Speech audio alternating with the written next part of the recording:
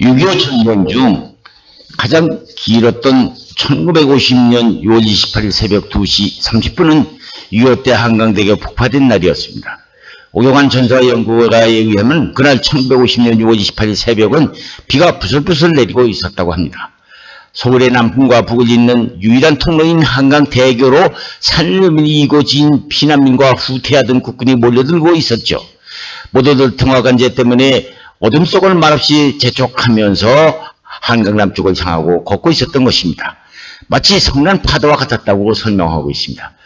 한강대교 폭파 지휘소는 다리 폭파에 앞서 차량 통제를 위해서 신호탄을 무수히 쏘아봤으나 또 쏟아지는 인파와 비, 한치 앞을 볼 수가 없는 어둠에 뒤섞여서 어찌할 수가 없었다고 합니다. 새벽 2시 30분쯤 엄청난 경운과 함께 다리가 부서졌는데요. 교각으로 연결된 상수도관이 터져서 물이 쏟아져 내렸다고 합니다. 아비교환이었다고 하죠. 한강교가 폭파된 지 60년이 지난 오늘까지도 조기 폭발 논란은 명백히 아직까지도 정리되고 있지 않습니다. 다만 이승만 정부는 전쟁이 한창이던 그해 8월 28일 그러니까 한강교가 폭파된 지 2개월 만에 한강교 폭발을 직접 책임졌던 최창식 공병감을 전격 구속하고 9월 16일 오후 2시 최 공병감을 사형을 내렸죠. 제목은 적전 비행이라고 하는 것입니다. 적 앞에서 비행을 저질렀다는 것이죠. 당시 공병감 공병감은 군법 회의는 당신제였기 때문에 법적인 항고는 그 당시는 불가능했었죠.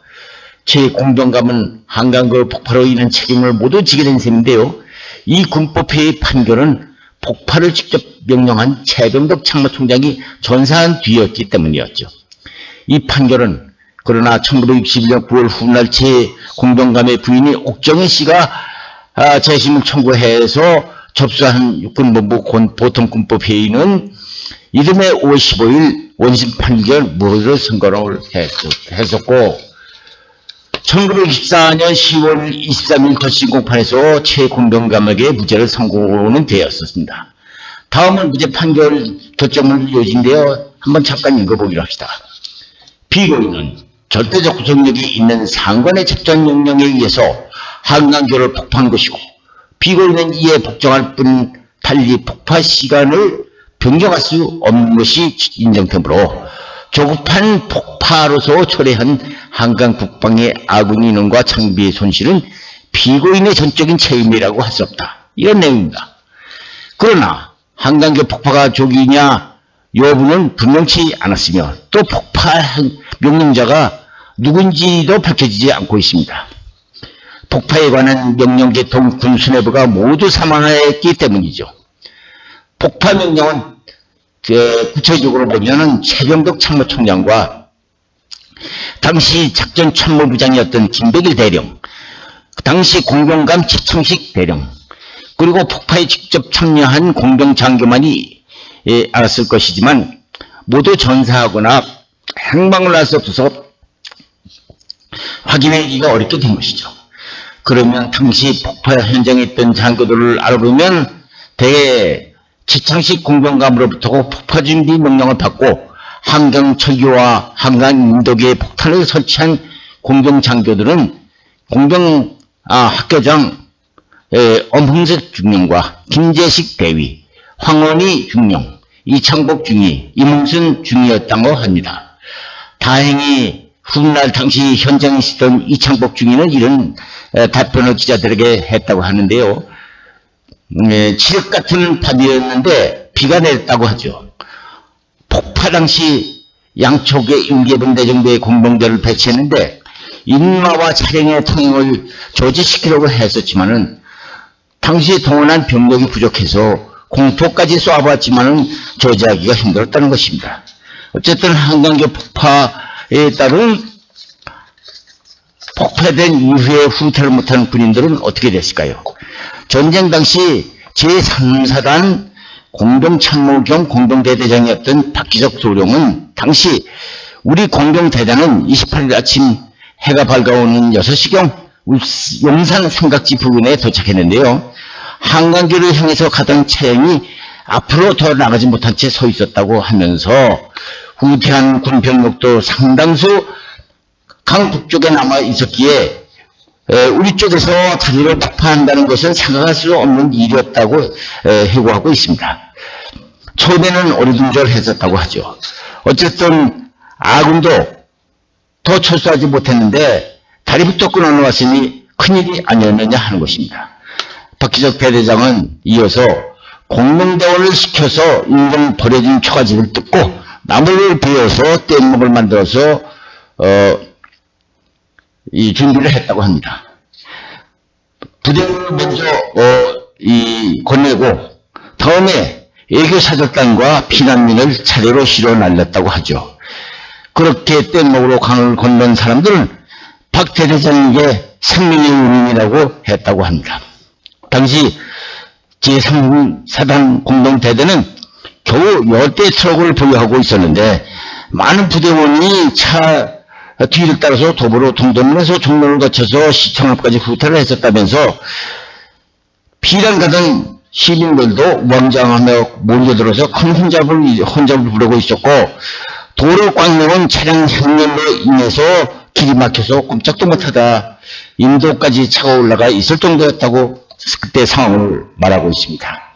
그런데 한강교 폭파 논란이 이면에는 폭파했다는 긍정과 부정 측면으로 지금 분석되고 있기는 합니다.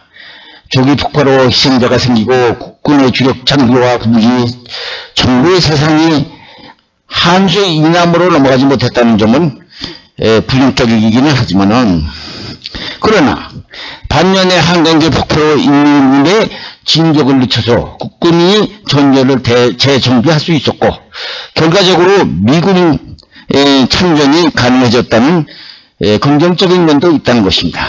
양쪽 모두 견해 중 어느 쪽이 더 무거울까요?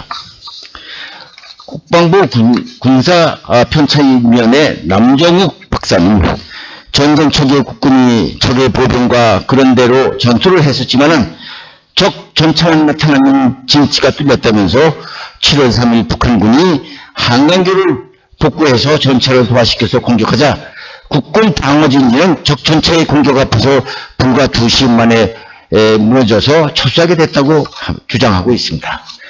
만약 한강 청교를 폭파시키지 않았었다면 어떻게 됐겠나 하는 것입니다.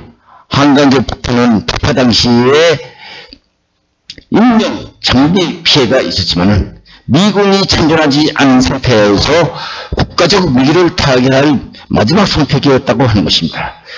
개전 초기 국군은 전차 때문에 전투를 할 수 없었고 미군도 상황은 마찬가지였다고 하죠. 북한군 전차가 28일 오전 8시경 서울시내 삼각지로 들어왔다고 하면서 그래서 한강교 폭파 시점은 새벽 2시 반쯤 북한군 주력이 이날 오전 11시 30분에 들어왔기 때문에 최소 5시 30분 최대 9시간이나 빨리 폭파했다고 볼 수 있었다는 분석입니다. 남 박사는 이어서 전쟁이라는 것은 불확실성이 지배하는 영역이기 때문에 북한군 전차가 서울 시내로 들어온 2시간 뒤에 폭파한다는 것도 어떻게 보면 늦었을지도 모른다면서 이렇게 말하고 있는 것입니다. 당시 북한군 전차는 85mm 주포와 시속 55km의 성능을 갖춘 현대식 전차라는 점을 고려할 때 적의 전차가 서울 일곡에서 진출했다고 하더라도 한강 대교까지는 30분이나 1시간이면 충분히 도달할 거리였다고 하죠. 이렇게 볼 때 최초의 적 전차가 서울 진입 2시간 후에 폭파한다는 것도 매우 위험한 조치였다고 분석을 하고 있습니다.